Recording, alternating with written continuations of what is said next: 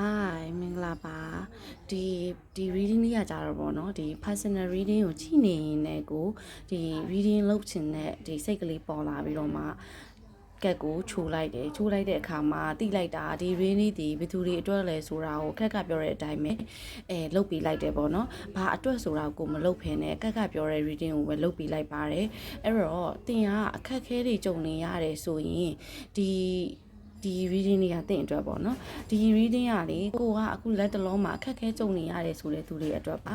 အဲ့တော့ဒီ video လေးကိုတင်ကမြင်နေဆိုရင်တင်ကလေအခုလက်တလုံးမှာလေအခုဒီဗီဒီယိုမြင်တဲ့တင်ကအခုတင်မှာ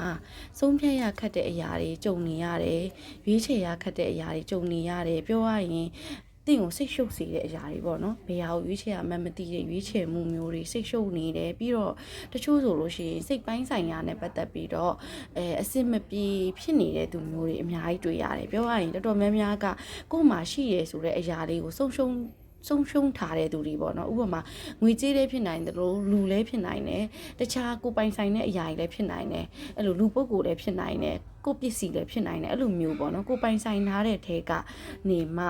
ဒီဆုံးရှုံးမှုကြုံထားရတယ်ဆိုတဲ့သူလေးတွေအတွက်ကိုဒီ reading ကိုဒါလုတ်ပြီးဖြစ်သွားတဲ့ပုံစံမျိုးဖြစ်သွားတယ်ပေါ့နော်ပြီးတော့တော်တော်များများကတချို့ဆိုလို့ရှိရင်အမှန်တရားတစ်ခုနဲ့ရင်ဆိုင်နေရတယ်စာချုပ်စာတမ်းကိစ္စမျိုးတွေအဲ့လိုမျိုးတွေမှာဖြည့်ရှင်းနေရတယ်ဆိုတဲ့ပုံစံလေးတွေ့နေရတယ်အဲ့ဒါဆိုလို့ရှိရင်ဒီ reading ကဒါတင့်အတွက်ကို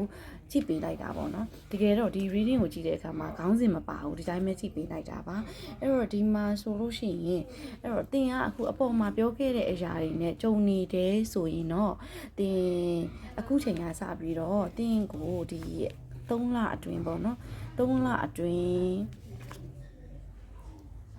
3လအတွင်းဒါမှမဟုတ်လို့ရှိရင်10ပတ်ပေါ့နော်10ပတ်အတွင်း3လအတွင်းပေါ့နော်တူတူလောက်ကြပါတယ်အဲ့ဒီအတွင်းမှာတင်ကဒီဖြစ်နေတဲ့အနေအထားကနေပြီးတော့ဒီအဆင်ပြေသွားလိမ့်မယ်ကို့အတွက်ဒီလွတ်မြောက်လန်းတစ်ခုတွေ့သွားမယ်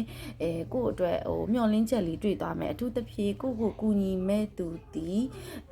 အမျိုးသမီးကြီးတဲ့ကဖြစ်ဖို့များပါတယ်ကိုကူညီမဲ့သူကအမျိုးသမီးတဲ့ကပါကိုတဲ့အသက်ကြီးတဲ့သူအဲ့လိုမျိုးအမျိုးသမီးတူကနေမှကိုကူညီမှာပါတင်ကနောက်တစ်ခုပါပေါ့နော်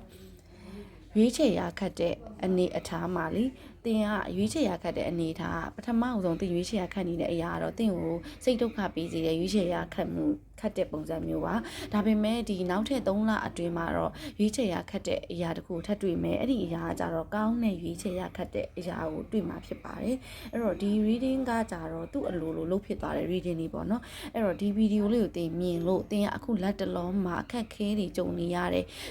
တခုခုကိုဆုံးရှုံးထားတယ်ဆိုရင်ဒါဒီ video ကတင်အတွက်ပါ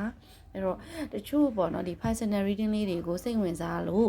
မေးချင်တဲ့သူလေးတွေရှိတယ်ဆိုရင် The Heart Tarot page messenger မှာပို့ကရင်လို့ရပါတယ်။ကဲပါကျေးဇူးတင်ပါတယ်။